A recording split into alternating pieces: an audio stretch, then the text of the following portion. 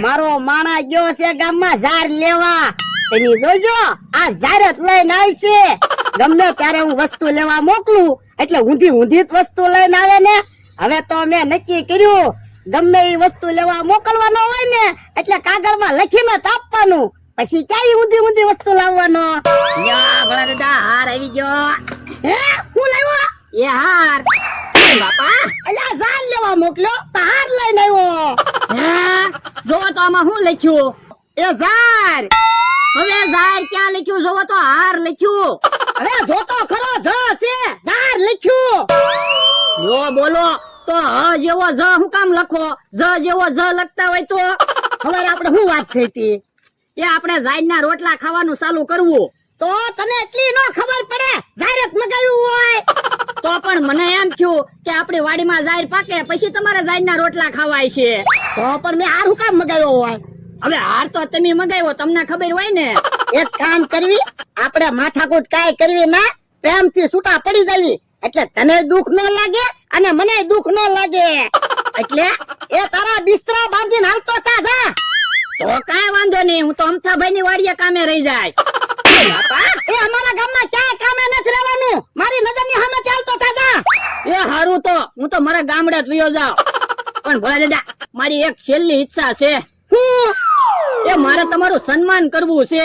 મારું સન્માન હું કામ કરવું? તો તમે મને 2 વર્ષથી બેઠા બેઠા પગાર આપો તો તમને એનો જહ તો મળવો જ પડે ને. પણ એટલે અત્યાર સુધીમાં મારું કોઈ સન્માન નથી કર્યું. તું મારું સન્માન કરીશ? હા તમે મારી માટે સારું કામ કર્યું એનો જહ તો તમને મળવો જ પડે ને. લ્યો સન્માન કરો. સારું હાલો તો ભોળા દાદા હું ભાગું. ઉભો રે ક્યાંય જાવું નથી અને આજથી તારો પગાર હું તને 2000 આપીશ બસ. તો મારે પાછું તમારું સન્માન કરવું છે. હે પાછું સન્માન કરું?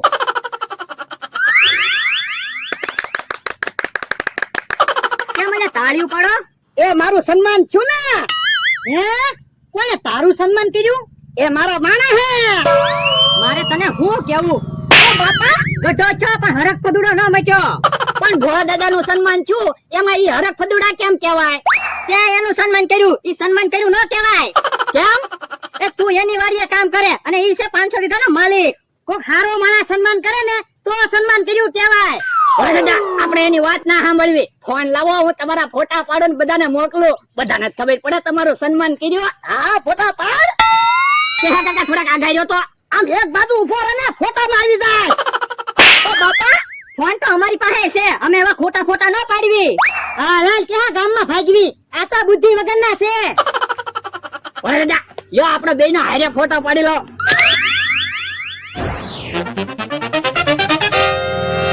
ટીકા પોલીસ ઉકા હેલ્મેટ પહેરાય. એ હારું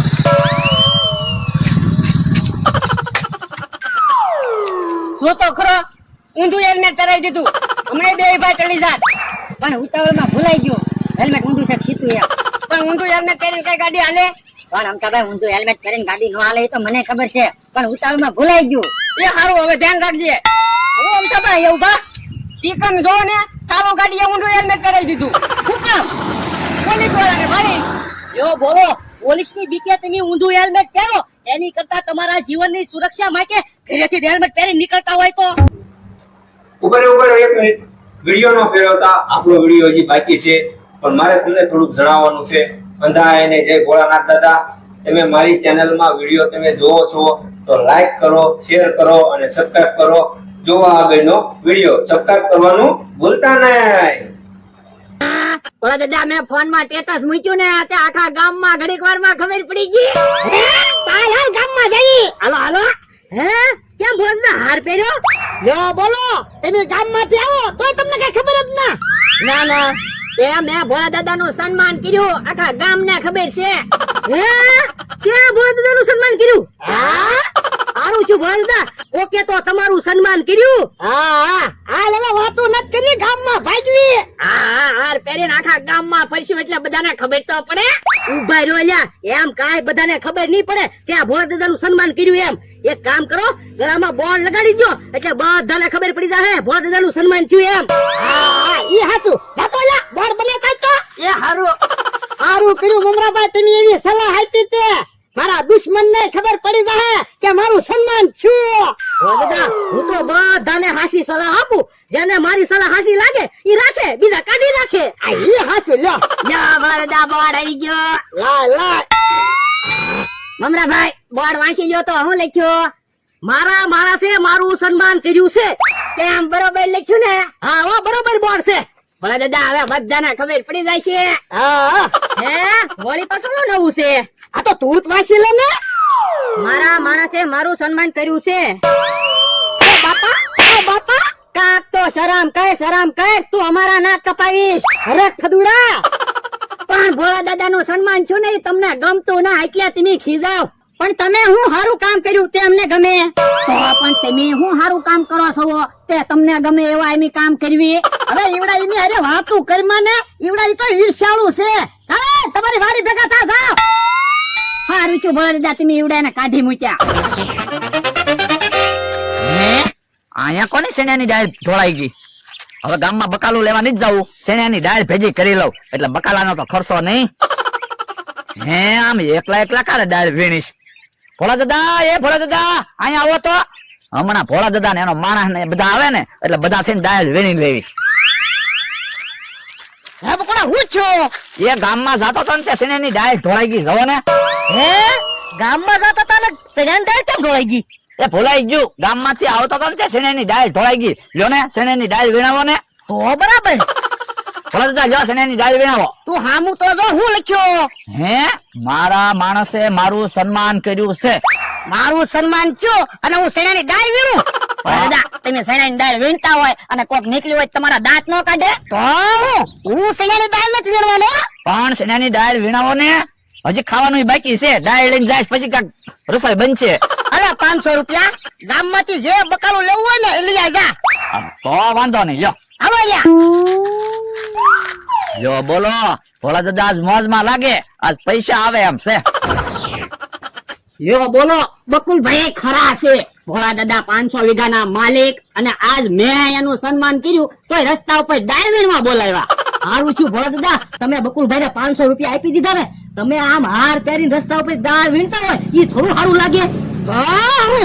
ભોળા દાદા, એ ભોળા દાદા, પાછા અહીંયા આવો તો. હે વળી પાછું હું છું? હાલો તો. ઈ આવ્યા. હે બકોડા પાછું હું છું? એ જવો ને, શેણાની દાળ પાછી ઢોળાઈ ગઈ.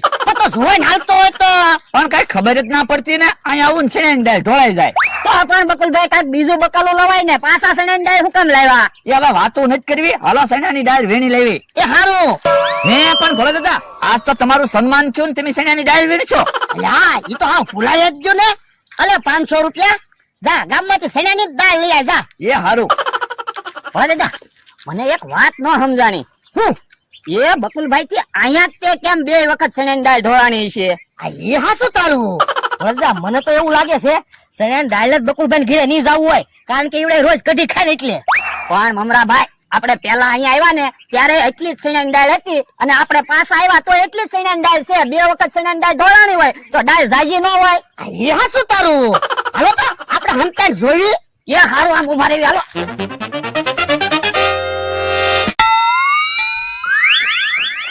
અહીંયા હંતાઈ ઉભા રહેવી. હમણાં ખબર પડી જાય બકુલભાઈ હાસુ બોલે કે નાટક કરે છે.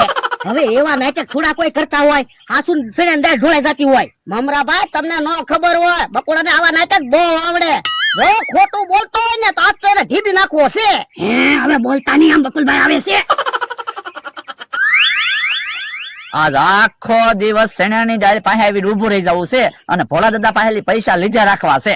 હમણાં તમે જો પાછો હાથ કરું એટલે પાછા આવશે, પાછા 500 રૂપિયા આપશે. ભોળા દાદા, એ ભોળા દાદા, અહીંયા આવો તો. એ હું છે? હે, જવો ને, શેણાની દાળ ઢોળાઈ ગઈ. હે પાછી સેનાની દાળ ઢોળાઈ ગઈ? હા, એ બાપા, એ બાપા. ખોટું હું બોલે? અમે હંતાઈ જોતા તા. હે, હંતાઈ નો બાપા. હા 1000 રૂપિયા લઈ તો હાલ તો. એ તો શેણાની દાળ નથી વીણવી હો.